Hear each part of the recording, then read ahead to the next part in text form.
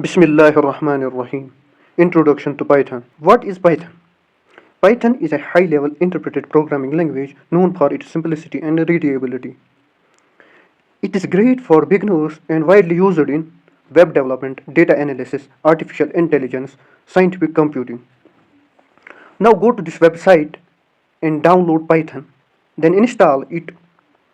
Now open VS Code and click folder and create a new folder. Name it as Python tutorials.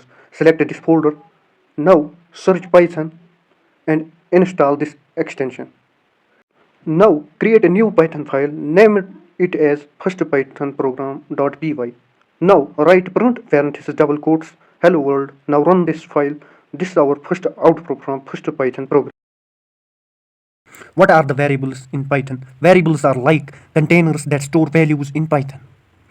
You don't need to declare the type of a variable, just give it a name and assign a value to it. Here the name is a variable and string value is alias and the age is a variable storing the value 25. Python has several built-in data types. Some of the most common ones are integers, floats, strings and booleans. In this example, name is a string and age is an integer, height is a float and the student is a boolean. To print our variables, write print parenthesis. Here, write your variable.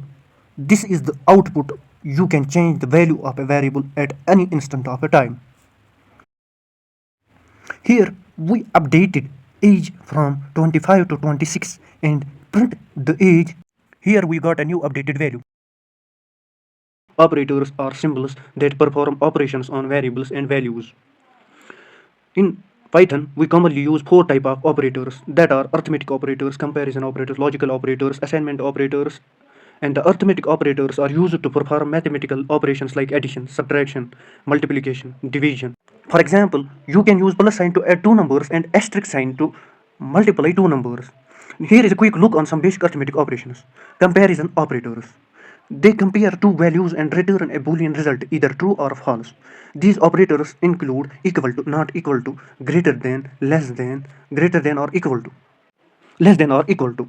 Here are some examples of comparison operators. Logical operators. They are used to combine conditional statements. Logical operators are and or not. These are some examples of logical operators. Assignment operators, which are used to assign values to a variable. These are some assignment operators. And these are some examples of assignment operators.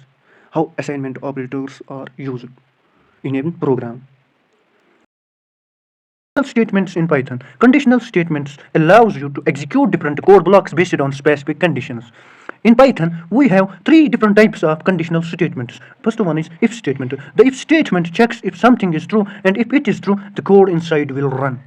Here is an example of if statement. Here x is 10 and we add a if statement to it, which checks if x is greater than 5, then we get this output. Now we will run this program. It will show the message x is greater than 5. Now elif statement. The elif statement is short form of else if.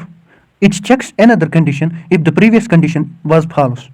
Here is an example for else if. Here x is not greater than, so this condition is false. The code inside this if block is skipped.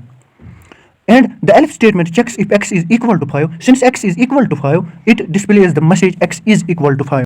The else statement is the final option. It runs if all other checks are false. And here x is 3, so none of the other checks are true. Therefore, we get the else block x is less than or equal to 4. The lists in Python are ordered and mutable collection of items. Mutable means you can change the content after creating it. This is an example of list in Python. To print it, we can simply write list name inside parentheses. You can access element in a list using their index number, and Python uses zero-based indexing.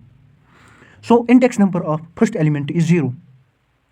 To print, we simply write the index number of element in square brackets. You can see the output. And we can also add the elements to a list by using append method to add an element at the end. And use insert to add an element at a specific position. To remove element, you can use the remove.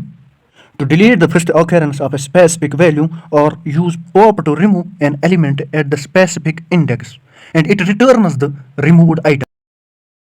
List slicing allows you to access specific parts of a list, which can be incredibly powerful when you need to manipulate data.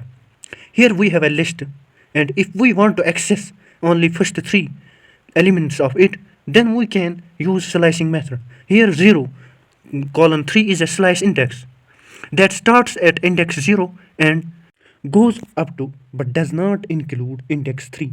Here 0 colon 3 is a slice index, so we get the first three elements of our slice. Slicing can be also used with negative indices, which count from the end of the list. In this example, minus 2 colon gives us the last two elements of the list. Negative slicing is super useful when you need elements from the end of a list without knowing its length.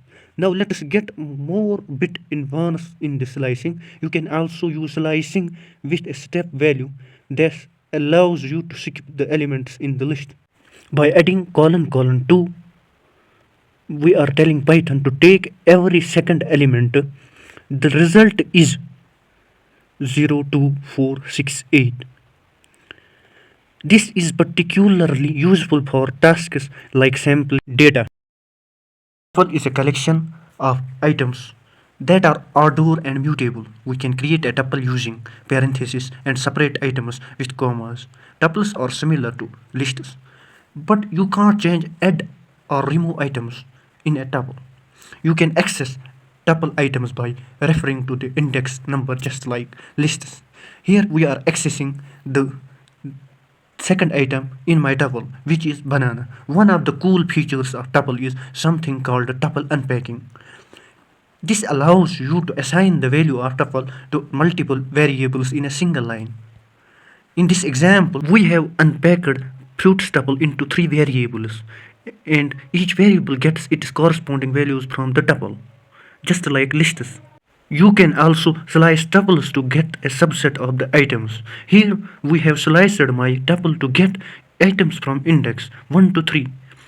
Remember the end index is not included in the result.